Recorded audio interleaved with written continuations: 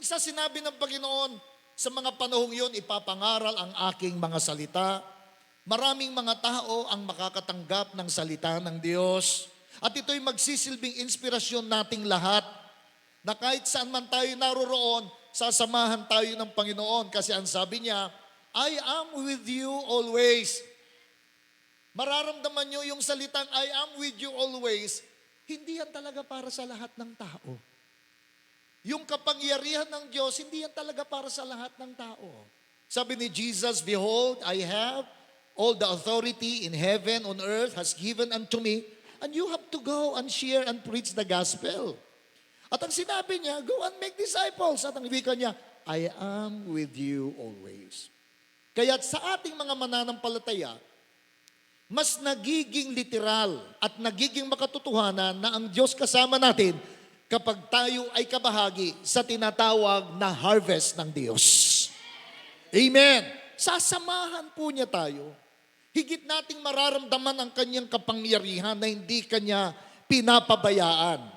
Hindi mo alam kung paano mag-share ng Word of God, nahihiya ka, natatakot ka, pero kapag ikaw ay naroroon na sa harvest, ang sabi ng Panginoon, sasangkapan kita ng karunungan na hindi mo na kinakailangang iisipin kung ano ang lalabas sa iyong bibig sapagkat ang Espiritu Santo ang magdadala ng mga mensahe na ibabahagi mo sa tao. Amen! At ang layunin niyan ay marami pang mga tao ang dapat maligtas. Maraming mga tao po, nakakalungkot po itong isipin. Hindi nila namamalayan na napakabilis ng panahon na lumilipas at hindi nila namamalayan na kapag sila ay nawala sa mundong ito na walang relasyon kay Kristo, 100% mapupunta sila sa impyerno. Gaano man sila kabait, gaano man karami ang religion na meron sila, pakyawin na nila ang lahat na relihiyon dito sa Alcala. Kapag wala si Kristo Jesus sa kanilang buhay, kapag sila'y nalagutan ng hininga, diretso, pasok sa impyerno. Sapagkat ang tanging paraan at ibinigay ng Diyos na pangalan na sukat ikaligtas ng sino mang sasampalataya ay si Jesucristo. Amen! Huwag niyong kalilimutan po yan. Kaya kapag nasa atin si Jesucristo, nasa atin ang daan, nasa atin ang katotohanan, at nasa atin ang buhay na walang hanggan. Kung bakit naparito si Jesucristo, ang unang misyon niya talaga ay mamatay sa krus, yun lamang po ang misyon niya. Naparito siya, sabi sa Biblia, upang ialay niya ang kanyang buhay bilang katubusan ng kalahatan. At bago magaganap yon sa loob ng 3 taon na tumigit na kanyang pagmiministeryo nung siya'y naging 30 taon na, nagsimulang pumasok sa ministry. Bago mangyari yon at bago maganap yung kanyang primary purpose and mission, why He incarnate in this world, to save mankind and humanity only by His death. Bago mangyari yon, kinakailangan niyang ipangaral ang salita ng Diyos. Amen?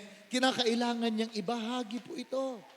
At ang Panginoong Jesucristo madalas nangangaral sa napakaraming mga tao. Pero ang nakita ko sa Kanya, ang soul winning para sa Kanya ay kapag isahan lang. Isahan lang. Hindi tayo makakakita sa Biblia na napakaraming mga tao ang naligtas. Pero marami kayong makikita sa Biblia na may isang naligtas. Yung salitang born again, hindi naman ipinangaral yan nung libo-libo ang mga tao. Di po ba?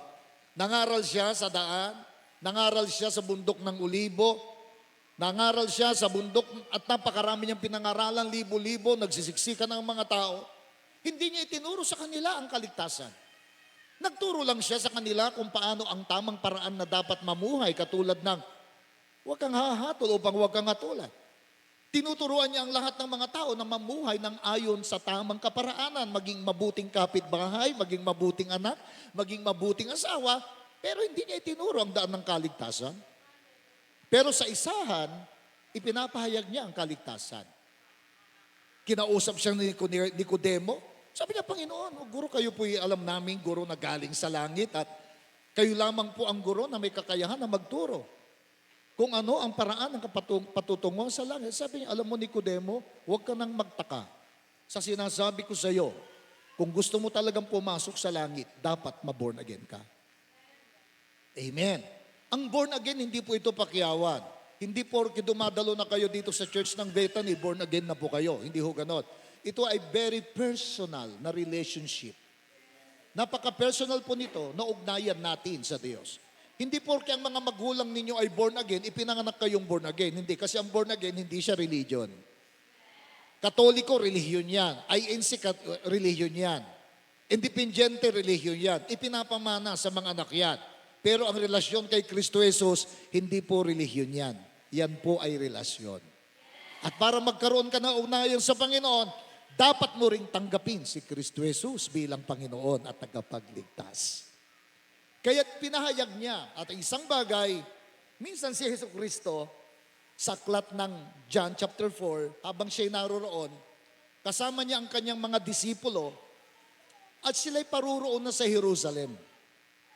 At sa kanyang pagputungo sa Jerusalem, meron naman sanang daan na patag, pero mas minabuti niya na dumaan sa isang bulubunduking lugar. Yung pala, may isang babae doon na isang Samaritana.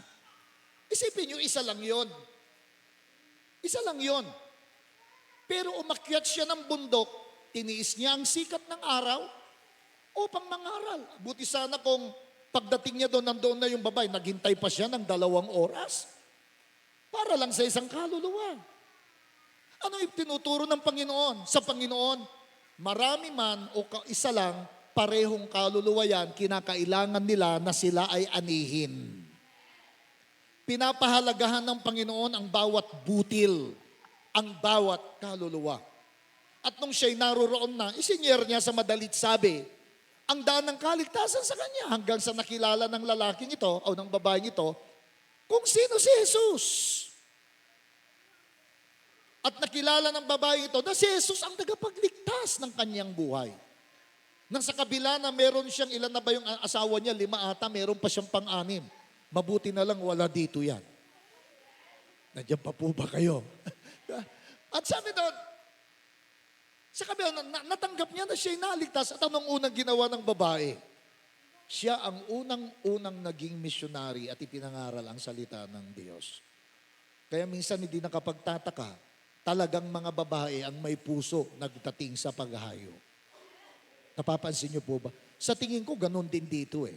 Mga babae, yung mga maiinit at masisigasig. Di po ba? Amen? Ganun din doon. Hindi naman lahat. May kaunti rin. Pero hindi, may 3 akong kasamang lalaki dito. Hahayo kami mamaya. Hahayo ba tayo mamaya? Parang wala kayong alam ha. Diba? Hahayo tayo, di ba? Alangan naman nakahayo kayo rito, di kayo makahayo sa malapit. Hahayo, sabi ko, lahat ng mga kalalakihan, mamaya, hahayo. At lahat ng mga kababaihan, magbibisita. Kasi yun yung puso ng Panginoon. Sinusundan lang, alam nyo sa programa ng Diyos, walang maraming programa. Isang programa niya, dapat may mga kaluluwa na mapagwagi at mailapit sa Kanya. Amen? Kaya naligtas yung babae, humayo, isinyer ang salita ng Diyos. Marami tuloy nakapakinig ng salita ng Diyos. Pwede pala yun, mag-isa ka lang, pero sa pamagitan mo, maraming tao ang makapakikinig ng Word of God. Mag-isa ka lang. Hindi mo pwede si pastor, mag-isa rin lang ako eh. Hindi. Pagsunod ng isa, maraming mga tao ang pwedeng mabiyayaan ng salita ng Diyos. Amen? Kaya humayo siya at maya-maya marami. Dumating ngayon yung kanyang mga disciples. At sabi nila, bakit ba si Jesus nakikipag-usap sa babaeng ito na hindi naman dapat kasi siya isang Samaritana? Hindi sila pinansin ng Panginoon. Tinanong siya ng Panginoon o tinanong nila si Jesus Kristo. Ang sabi nila, nasaan na ba yung title ko? Nandito yun eh. Hoy. Parang pwede. Balik mo na. Balik mo na. Parang di rin gumagana, no? Parang Santo Tomas din. Okay na. Ito ang lagi kong issue eh. Ito lagi kong issue. Di gumagana. Kaya akala ko ito lang sa Santo Tomas lang ako. Ang daw, laborers into God's harvest. Amen? Tapos, nung pagdating nila, may dala-dala na silang pagkain. Sandali, may pagkain ba tayo? Yun. Sabi mo nga sa iyong katabi, ayun. May sabaw ba? Yun, naku, matatagalan ako nito.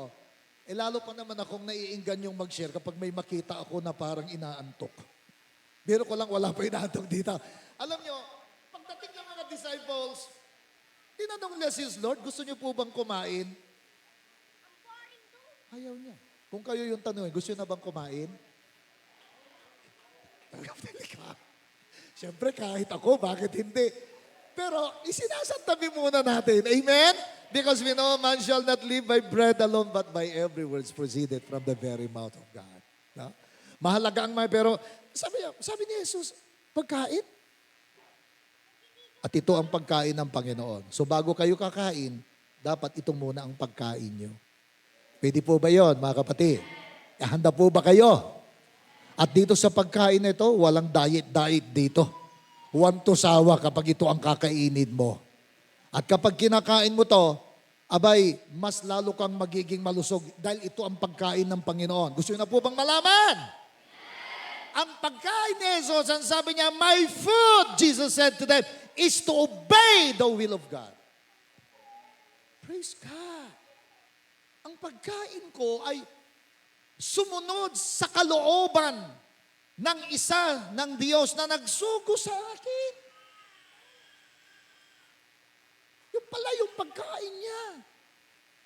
At hindi lamang ako susunod sa Kanya, sent me and to finish the work that He gave me to do.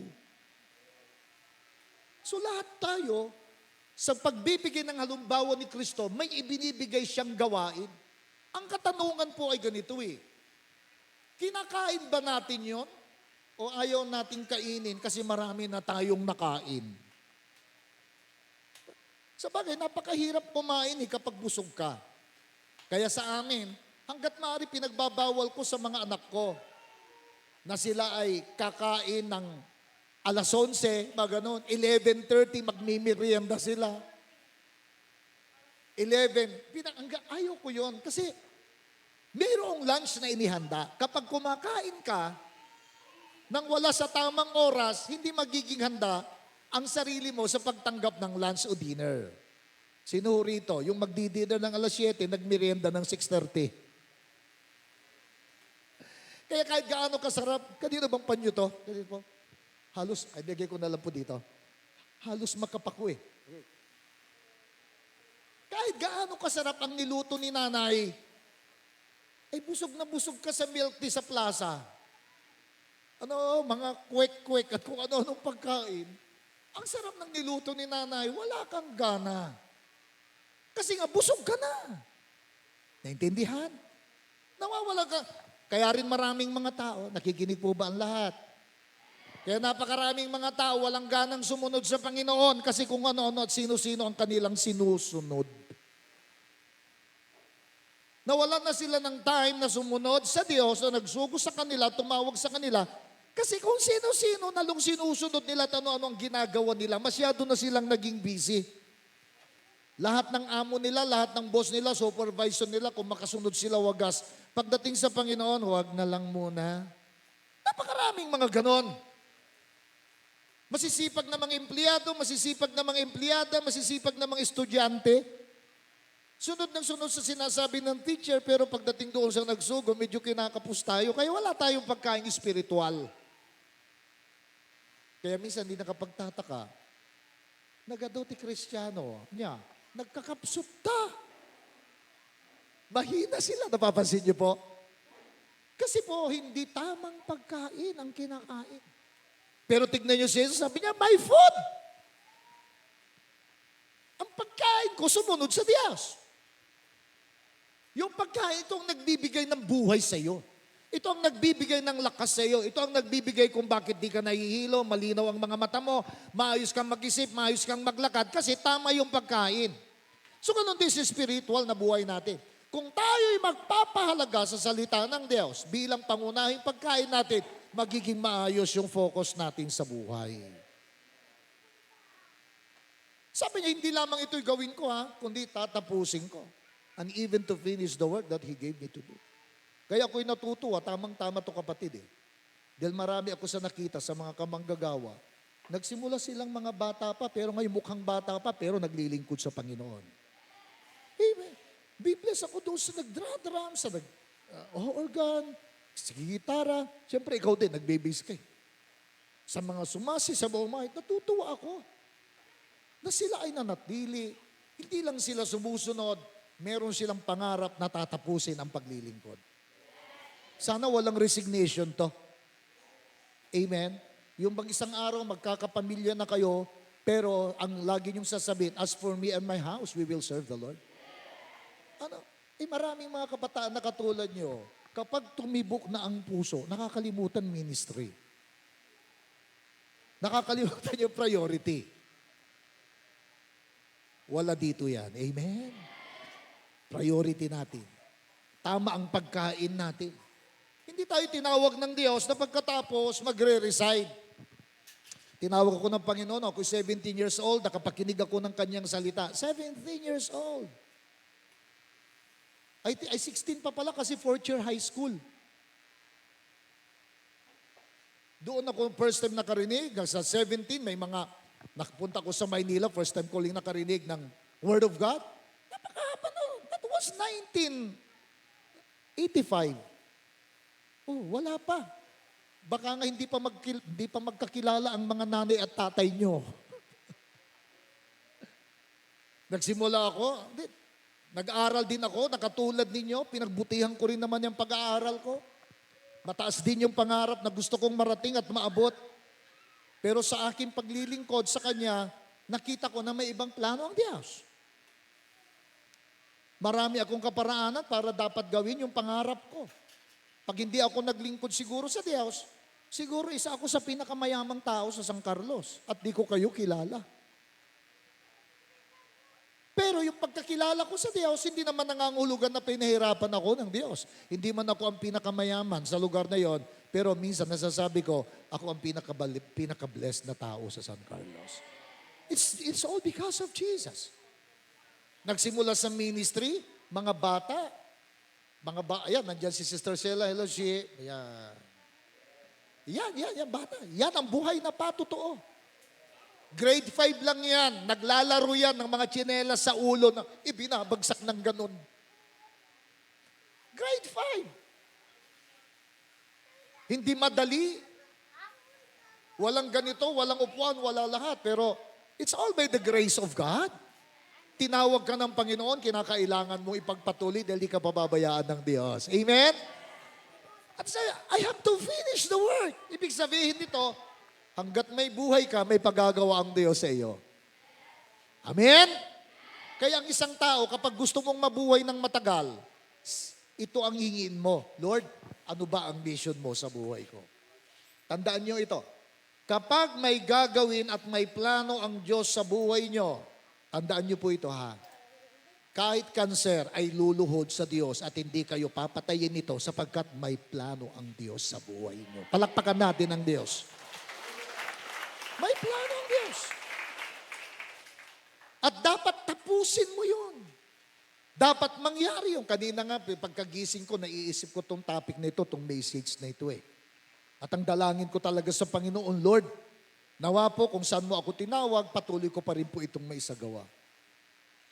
Hindi ako nagpapastor na utos lang ng utos o nasa isang tabi. Hindi ho ako ganun. Dahil ako ay isang manggagawa, ako'y laborer. Amen? Alam nyo, ang pinakamahirap nung itinayo ang building na ito, laborer.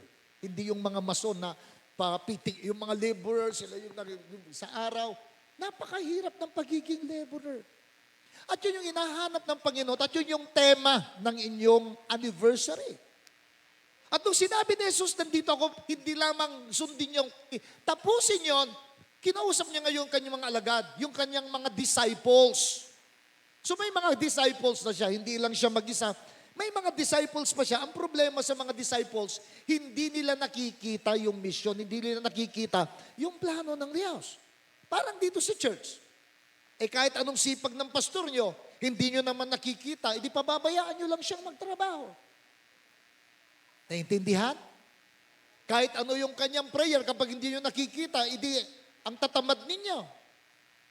Hindi kayo gagawa. Pero pag nakita nyo yung pangitain, abi sasabihin nyo, Pastor, sasama ho kami. Magsusulwin din po kami. Simple na lamang po yung sulwining na ginagawa namin ngayon. Hindi na humahayo. Bihira na yon. At magandang iyadak mo to dito. Kung sino yung mahal mo sa buhay, kapatid mo, mga pamilya mo, sila ang i-priority mo. Kasi napakasarap pumunta sa langit na hindi mga kapitbahay mo kasama mo, yung buong sangbahayan mo. Tama po ba mga kapatid? Minsan ang saya-saya natin, dami-daming bisita. Dapat lang magsaya tayo. Pero masigit ang magiging saya mo kapag isang araw ang bisita mo, tatay mo. Tama ba ako? Nanay mo, mga napakasaya nun. Eh sabi ko, dito tayo. Sa mga families, sa mga kamag-anak. Hindi kung sino-sino na lang, bagamat hindi naman masama. Humayo kung saan, pwede i-priority ang pamilya. Dahil ang sabi ng Panginoon, kapag sumampalataya ka, ang sabi ng Diyos, buong pamilya mo ang maliligtas. Priority ng Diyos, family. Hindi sinabing kapitbahay at mga kaibigan, kundi buong sangbahayan. Amen? Kaya anong nangyari, sabi niya, kinuha niya yung mga disciples. Tinawag niya sila, pumunta sila sa isang bukirin. Dinala niya sila sa isang animoy mga taniman. At ang wika niya ganito you have a saying, 4 months and then the harvest. Meron kayong kasabihan na kapag nagtanim ka, after 4 months mag-harvest. Kaya minsan, hindi mo nakikitang may harvest. Yun ang kasabihan. Pero sa spiritual world, buksan yung mga mata nyo sa isang salin, sabi niya, but I tell you, take a good look at the fields. Huwag kayong nakikinig sa mga sinasabi ng mga tao. Imulat ng Diyos ang mga mata ninyo at makita ninyo ang nangyayari. Napakaraming mga tao patungo sa impyerno. 100% to. Kahit mahal na mahal nyo tatay nyo, mahal na mahal nyo nanay nyo, mahal na mahal nyo mga anak nyo dito sa lupa, pag wala sila sa Panginoon, pag namatay sila, impyerno punta po nila. Hindi po pananakot yan. Yan po'y katotohanan. Kaya sabi, pagmasdan ninyo, walang problema sa sanlibutan. Take a look, a good look, a good look. Kung bagay, pagmasdan yung mabuti. Pag sinabing good look, inaanalasa mo, pinag-iisipan mo, inaalam mo yung kondisyon. Hindi lamang glimpse na para bang tinignan mo gano'n, tapos no, you have to do a good look. I-analyze mo. Look at the fields. The crops are now ripe and they are ready to harvest. Amen? May harvest. At doon sa tema natin, Jesus is looking laborers unto the harvest. Amen. Yun ang kailangan makita ho natin. Blessed tayo. Alam mo, blessed ka for having workers. Blessed tayo. Ako rin, blessed ako na may mga workers ako. Mga manggagawa na nagmamahal sa Panginoon. Yan ang pinakayaman ng pastor. Mga manggagawang tapat sa Diyos. Yan ang pwedeng maipagmalaki, hindi itong mga gusali. Hindi ito. Ang maipagmamalaki mo, yung mga matatapat na manggagawa, sabi ni Pablo, you are my crown and you are my glory.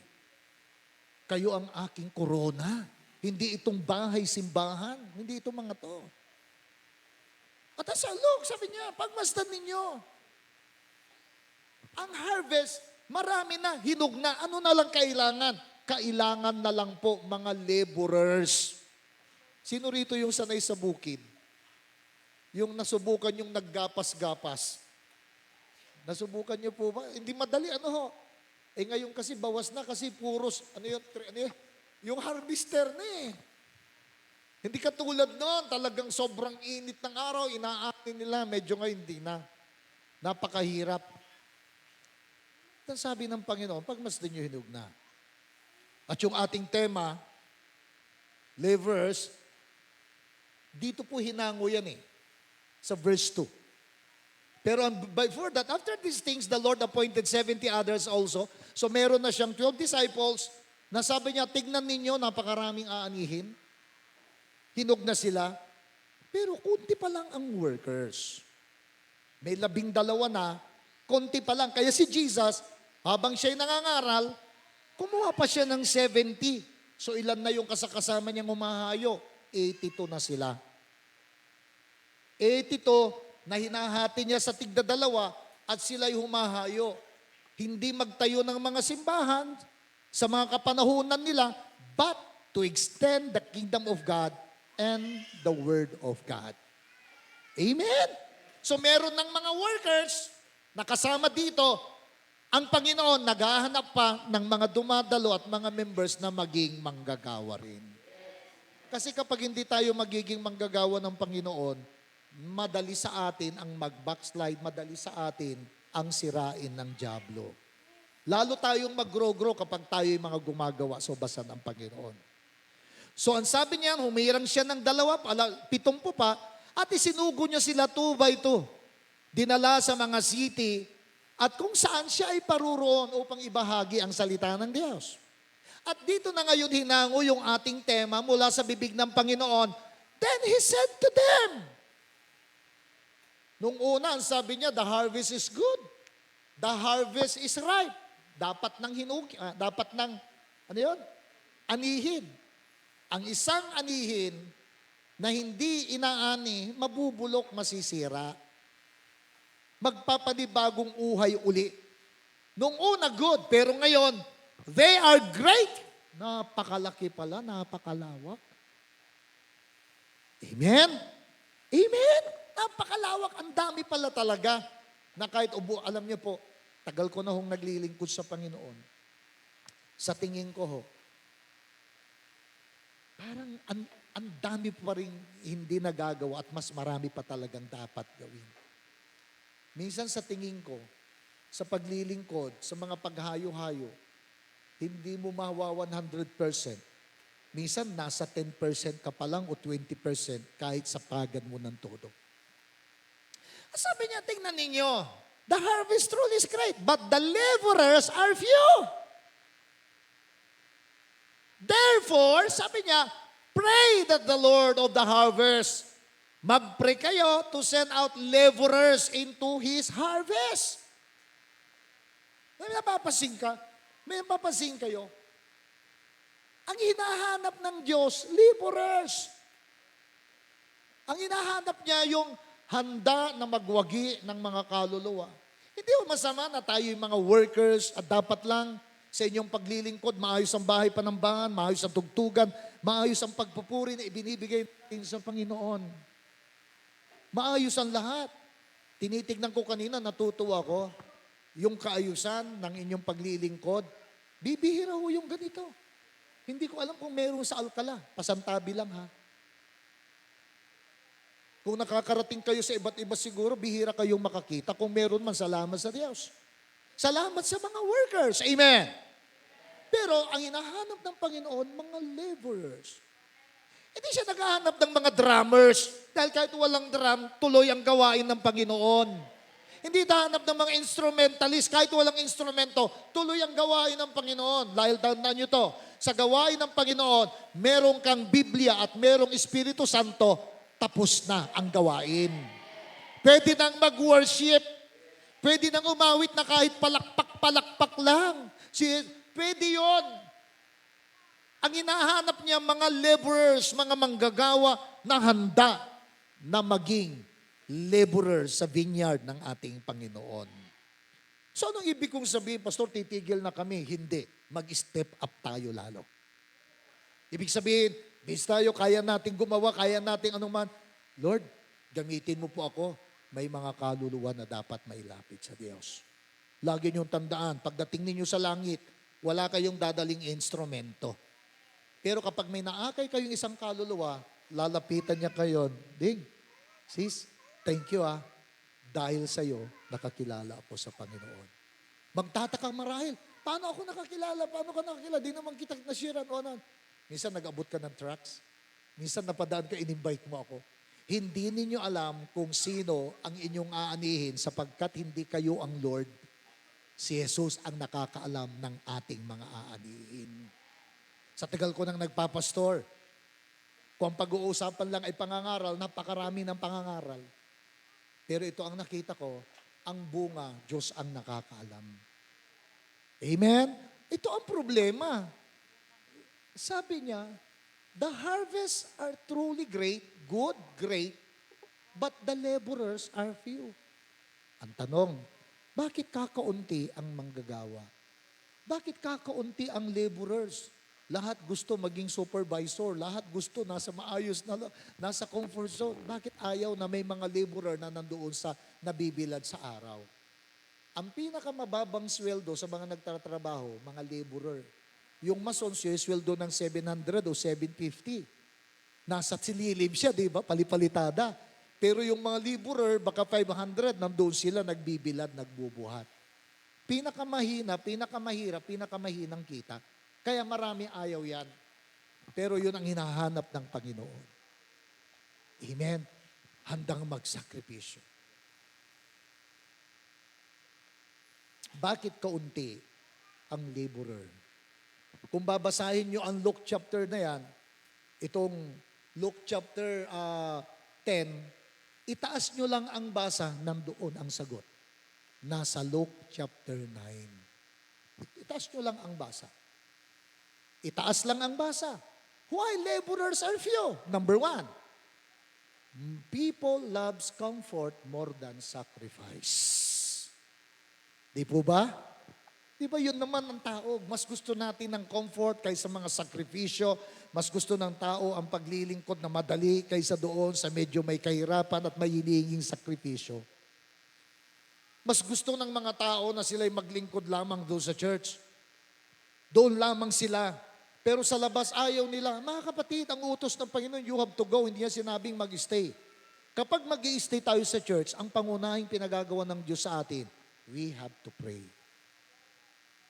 Amen. Ang mga disciples, pag nasa loob yan, sila'y nananalangin, nagpapalakasan. Pero ang misyon, nasa labas. Ayaw minsan ng mga yan. Tingnan po niyo yung kwento.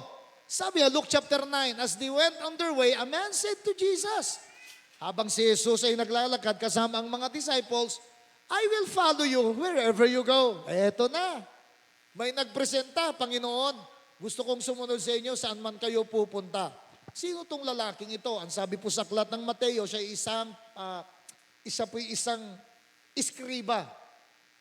Pag sinabing iskriba or Levita, isang tao na mayaman, maganda at maaluan sa buhay. Hindi naman masama na mayaman ka. Ang gusto nga sana, maging mayaman tayong lahat. Amen? Amen? Sa init ng panahon ngayon, kung pwede lamang, lahat siguro nangangarap na naka-aircon matulog. Tama po ba? Pero tiis-tiis lang muna tayo sa electric fan na kapag nawalan ng ilaw, halos maisumpa ang sintel ko. Kasi sintel ko kayo dito. Di po ba? Ang hirap matulog. Nangangarap isang araw, mag-aircon. Wala namang masama doon. Itong lalaki ito, mayaman to. Walang masama ng mayaman at yayaman pagpalain tayo ng Diyos. Walang masama. Yun ang nais talaga ng Diyos. Pero sa kabila ng mga yaman na yan, sa kabila ng mga blessings, sa kabila ng tagumpay na yan, dapat hindi mawala ang paglilingkod sa Diyos. The more na binless ka ng Diyos, lalo kang maglingkod sa Diyos. Amen? The more na binigyan ka ng Diyos ng sasakyan, huwag mong suluhin yan at nakarating na sa Ilocos, Bulina, ang dami ng narating, walang kaluluwang nailapit at nadala man lang sa church. The more na binibless kayo ng Diyos ng malaking bahay, hindi yan para lang sa inyong pagpictura. Buksan yan at gamitin sa gawain ng Diyos. Nakakalungkot yan ipag-pay mo yung bahay. Pastor, ibigay po namin yung bahay, pero ayaw pagdausan ng gawain. Napakayaman ng lalaking ito, kaya ang sabi ni Jesus sa kanya, Jesus said to him, foxes have holes. Ang mga asong gubat, merong lungga. Ang mga ibon, meron silang pugad. Pero ang anak ng tao, si Kristo, wala man lang siyang mahigaan. Anong nangyari? Lumayas, ayaw nang mag-serve. Wala na kayong makikita na sinabi, okay lang Panginoon, hindi. Kasi mas gusto niyang comfort. Ganun po ang maraming mga mananampalataya. Gusto nila mga comforting words. Hindi po ako sanay sa ganun. Alam ni Noel yan. Hindi ako sanay sa mga salitang malalamya at alam mo, kaya mo yan, alam mo, bahal ka na. Hindi ako sanay sa ganun, mga kapatid. Hindi ako sanay sa ganun. Di ba, Brad? Hindi ako sanay sa ganun. Hindi ako sanay na humimas-himas ng mga manggagawa. Hinili-hele dahil dapat ang mga manggagawa, mga matured, hindi dinuduyan. At kapag ako ang nagduyan sa'yo, dahil nakahiga ka sa duyan, ilalakas ko para maitapwak ka. Mga kapatid, ang ibig ko lamang pong sabihin, lahat ng comfort natin, hindi kayo lalago. Tandaan nyo to, walang taong lumago at nagtagumpay sa kanyang comfort zone. Kinakailangan umaalis kayo sa comfort zone at kayo ay nag-i-explore ng mga bagay na mahirap. Ganun ang buhay. Gusto nyong yumaman? Bawas-bawasan nyo tulog nyo. Dahil ang sabi sa Biblia, konting tulog, konting halukip-kip, paggising mo, sobrang hirap na mararanasan mo. Comfort zone, walang paglago dyan. Konting kahirapan, susuko ka na. Konting problema, aayaw ka na. Magtatrabaho ka, nakita mo maraming pila, ayaw ko na. Ang dami-daming nag-a-apply. Alam mo, kapag nakay Kristo ka, kahit 1,000 ang nag-a-apply na yan, kapag ang favor ng Lord nasa iyo, ikaw ang tatawagin ng Diyos. Ganun ang buhay. Kaya kahit napakahirap, lalaban ka. Ang mga talunan ngayon, yung mga duwag. Mga kapatid, iiwanan ang comfort zone. Amen? Yan ang dahilan eh. Pangalawa na dahilan. People who loves excuses. Sino dito ang mahilig mag-excuse? Sorry, di ako makakasama, late ako. Ba't ka na late? Alam nyo, kontrolado nyo ang actually ako hindi ako naniniwala sa excuse. Ang tingin ko sa lahat ng nag-i-excuse. Nandiyan pa ba kayo? Hello, nandiyan pa ba kayo? Tandaan nyo to makinig sa sabihin ko. Siguro baka hindi naman lahat. Pero kadalasan, kapag ang tao mahilig mag-excuse, tandaan niya, ulbud ata. Alam niyo ba tama ba yung Ilocano ko ba? Sinungaling yan. Basta't sanay mag-excuse, maniwala kayo, sinungaling yan. Sabi ko sanay hindi naman yung once in a while nakakapag, pero parang laging excuse na lang. Excuse po, masakit ang ulo ko. Alam mo, kahit masakit ulo niyan, sabihin mo, may kainan. Naku po, mawawala sakit ng ulo niyan. Basta, ayaw ng Lord yung mga excuses. Lahat ng marilig mag-excuse, disqualified sa ministry yan. Ito kasing topic na binigay mo, laborers Pero gusto ko to. Parang gusto ko to, alam mo nung pinag-aaralan ko to, gusto ko ito na yung message ko bukas. Ang problema ko, may mga dumalong worker dito. Alam na nila. Hindi kong alam kung dadalo itong mga tubukas Pero parang gusto ko i-share to Bag-excuse. Ang daming hindi natatapos dahil sa excuse. Ang daming, wait, mamaya muna. Naku po. Napapansin nyo, ang daming hugasin sa kusina na iniutos ni Ina, nahugasan, nasa bandang uli, siya pa rin ang maghuhugas. Bakit? Meron kaming assignment, meron akong gagawin, meron kaming, yung mga sa Facebook, may pag-aaralan kami doon, ang daming excuse. Sa sobrang excuse, ang naghuhugas sila pa rin. Hindi po magtatagumpay ang isang tao sa lahat ng kanyang adhikain sa buhay kung marami siyang excuses sa buhay. Amen? May mga sometimes kadahilanan, pero very minimal. Itong lalaking ito, tinawag ni Jesus. He said to the another man, "Follow me." Sabi niya, nung una nag-apply, "Lord, susunod ako sa iyo." Hindi si Jesus ang tumawa. Hindi na nakasunod. Ito naman, naglakas loob. Sabi niya, "Lord, follow." Sabi niya, he said to another man, "Follow me." Sumunod ka sa akin. Ang galing Siguro, pag kami ni Noel ang tatawag, halika, sumunod ka. Siguro ayaw pa natin kasi tao lang kami. Pero kapag ang Lord ang tumawag, dapat susunod ka. Amen. Dapat alam natin mga manggagawa na tinawag tayo ng Diyos. Tama po ba ako? Amen po ba? May mga bisita tayo sa landan dito. Pagpalain po kayo ng Diyos. Tinawag po kayo ng Diyos. Ginagamit lang po kami, pero ang Diyos ang tumatawag. Sabi niya, follow me. But the man said, Lord, first let me go back. Where is my father? Ano ang ibig niyang sabihin? Huwag muna ngayon. Hintayin ko munang mamatay yung tatay ko. Paano kung ikaw yung unang namatay? Naiintindihan niyo? Sa panahon ngayon na maraming mga kabataan na hindi na raw tatagal ang kanilang mga buhay dahil sa mga maling kaparaanan ng kinakain. Mga kabataan, nandiyan pa ba kayo? Mapalad daw kayo kapag aabot pa ng 60 years old ang buhay niyo. Sa sobrang stress, sa sobrang mga pagkain at ang mga kabataan ngayon hindi na pinagpapawisan, ang laro na lang nila, di ba? Di katulad nung medyo bata-bata pa tayo, kahit paano may mga takbuhan kung saan-saan. Sabi niya, wag muna ngayon, Lord. Hintayin ko munang mamatay yung tatay ko. Pag namatay na siya, ililibing ko siya. Pagkatapos, saka ako susunod sa inyo. Paano kung 5 years pa yun?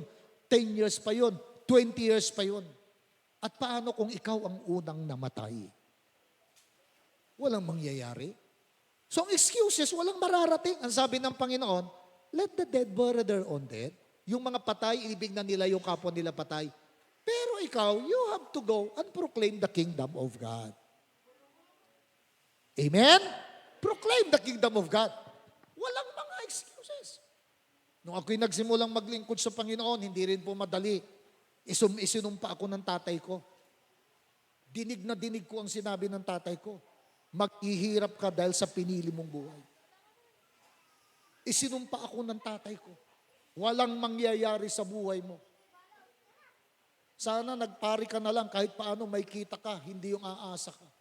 Pero alam niyo, sabi ko sa tatay ko, Tay, alam po ninyo hindi ako pababayaan ng Diyos. Pagkalipas ng maraming panahon, nakita ng tatay ko, Diyos na totoo ang aking pinaglingkuran. Hindi ako pinabayaan ng Diyos. Lahat ng sinabi niya, hindi nangyari, pero lahat ng sinabi ng Diyos nangyari sa buhay ko. At hindi lang sa akin, sa ating lahat. Amen! No more excuse. Alisin po natin ang mga excuse. Alam ko po na hindi ho madali ito, pero ito ang hinahanap ng Panginoon, laborers. Habang malakas kayo mga kabataan, maglingkod sa Panginoon. At sa mga katulad ko naman na magulang, habang taglay pa natin yung buhay natin, hanggat di pa naman nagpapantay yung mga paa natin sa ating ulunan, mga kapatid, maglingkod po tayo sa Panginoon. Amen? Habang ang mga mata pa natin nakakaaninag pa, tumingin tayo sa salita ng Diyos. Habang may kakayahan pang maglakad, maglakad pa rin tayo patungo sa salita ng Diyos. Habang may buhay, alisin po natin yung mga excuses. Kaya po kaunti ang manggagawa, ang daming mga nagiging excuse. Mamaya nga, iniisip ko, hahayo ang lahat ng kalalakihan dapat. Iniisip ko, inihanda ko na sarili ko eh. Sino kaya ang mga mag-i-excuse? Ilan kaya ang makakasama ko? Ilan kaya ang mga hahayo? Inihanda ko na yan, bakit? Sanay na ako eh. Maraming mga mahilig mag-excuse.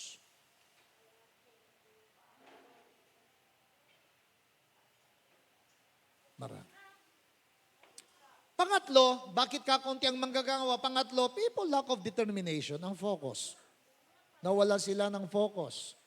Sa ministry, nawala ng determinasyon na magbigay ng kapurihan at kaluwalhatian sa Panginoon. Merong pag isang lalaki, another man said, I will follow you, Lord. Lord, susunod po ako sa inyo. But first, let me go and say goodbye to my family. Habang siya gusto maglingkod, hindi naman masamang magpaalam, pero yung focus niya. Walang pamilya, tandaan niyo to, napapayagan kayong maglingkod sa Diyos. Maliban siguro sa family natin. Halimbawa ako, kung ako lang masusunod, nais ko sana yung mga anak ko nasa ministry sila at maglingkod. Pero walang magulang na, halimbawa, magpaalam ka. Halimbawa, sabihin mo sa nanay mo, Ma, Pa, pagka-graduate ko, mag-full time ako ha. Naku po, ihanda mo. Sangkaterbang sermon ang aabutin mo. Nakukuha mo? Subukan nyo sabay, magkaroon kayo ng pag-aaral. Kung totoo itong sinasabi ko, mamayang gabi, subukan nyo lang. Pero huwag nyo nagagawin. Pero subukan. Papayagan ba kayo na magmi-mission na rin po ako. Doon na ako sa church at walang papayag. Dahil walang taong nagpapaalam na pinapayagan ng magulang. Tama ba ako? Wala. Minsan nga asawa mo, mahirap. Diba? Siguro dumating yung bagay, di ba? Si Maureen din, parang hirap din sumunod, di ba? Unless na tinawag na rin na po, naintindihan niya. Walang papayag. So kinakailangan, pag alam mo, tinawag ka, may pinagagawa ang Diyos, focus ka doon. Kaya ang mga tunay na lalaki, di marunong magpaalam sa paglilingkod yan. Dahil kapag nagpaalam ka, walang mangyayari sa buhay mo. Pero may pagpapahalaga. Anong ibig sabihin ng Panginoon? Masama bang magpaalam? Hindi yan. Sabi niya, Jesus said to them, anyone who starts to flow and then keeps looking back is of no use for the kingdom of God. Ang sakit namang magsalita ni Jesus. Anong ibig sabihin ni Jesus? Kapag nagpaalam ka, hindi ka papayagan ng pagpapaalaman mo. May mararating ka ba? Wala. May boyfriend ka, may girlfriend ka. Alam mo, ang plan ko talaga mag-serve sa hindi ka papayagan yan. Unless na pareho na may vision sa Diyos. Kaya sa pag-serve po, dapat may focus. Amen po, mga kapatid. Ako nga medyo nasobrahan ko ang focus, kaya 39 na ako nag-asawa. Yun yung nagagayahin, mga kapatid.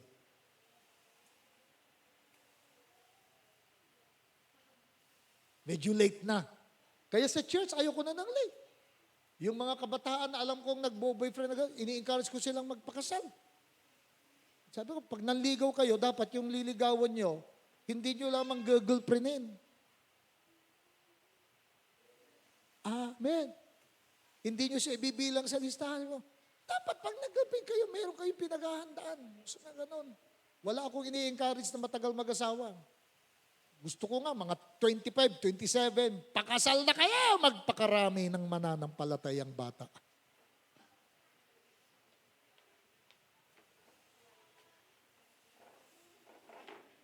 Meron na ba? Ay, akala ko, para sa'yo lahat nakatingin Usap kayo ba? Alam niyo mga kapatid, hindi ho masama yan. Pero napakaganda kasi na naglilingkod ka, na ang focus mo, lalo na hindi ka pa naman naghahanap talaga na lumbagay sa ganyan. Nakafocus ka sa Lord saka sa sarili mo. Dahil tandaan mo to, kapag masaya ka, na mahal mo ang Panginoon at mahal mo yung pagiging single mo, mga kapatid, mas lalo kang magiging masaya kapag double na kayo. Amen! Sa ngayon, focus tayo sa Lord. Amen? Pastor, paano kung may dumating? Wow. Wala naman tayong magawa, kundi Napapansin mo? Bilin ka ng bilin sa kabataan, pero pag yung kabataan, meron na, wala ka, hindi mo naman pwede, break kayo. Pag di kayo nag-break, wala ka sa ministry. Supportive ang mga pastor, amen? Akala nyo lang. Ako nga, kapag may mga manggagawa na may boyfriend, may girlfriend, tapos nagpapaalam sa aking mag-date, binibigyan ko pa ng pang Jollibee. Sandali, parang gusto mo. Hindi ako hadlang. Tapos, ito, tanda mo pa ito, kadalasan, yung mga ayaw sabihin sa pastor, malalaman mo rin kapag break na sila. Ay, nako. Talagang dapat ko atong i-preach to sa Santo Tomas. Mga kapatid, mag-focus tayo sa Lord. Lahat ng bagay may season, lahat ng bagay may panahon. Kapag panahon ng paghahanda, panahon ng iyong buhay sa future, mag-focus ka doon. Amen? Lahat ng bagay nakapaghihinday, pero hindi yung oportunidad. So keep on growing, focus. Maglingkod tayo sa Panginoon. Amen? So yun ang hinahanap. Kaya balikan natin muli yung sinabi ng Panginoon. Then He said to them, the harvest truly is great, but the laborers are few. At alam na natin yung dahilan. Sabi mo sa yung katabi, wala tayo sa dahilan na sabihin mo. Sabi mo, wala tayong excuses. Amen? Amen! Ano ngayon ang gagawin para dumami at magkaroon? Ano yung solusyon? Ang sabi ni Jesus, what the church must do. Ang sabi ni Jesus, therefore, pray. Pray. Amen? Prayer talaga ang kailangan. Manalangin tayo that the Lord of the harvest to send out laborers into the harvest. Ano ang ibig sabihin? Manalangin po tayo. Dito sa church, let's keep on praying na tayo mismo gagamitin pa ng Panginoon. Minsan naiisip ko yan eh. Itong mga susunod na panahon, magfo-focus din ako sa prayer. Ibabalik yung mga weekly prayer meeting, ibabalik yun kasi napakahalaga yung pananalangin. Tandaan nyo to, kung sino yung nasa padalangin, amen? Hello, amen? Sila rin ang mga laborers ng Diyos. So let us pray. At mga kapatid, let us keep on sharing the Word of God. Happy anniversary. Palakpakan po natin ang Panginoon.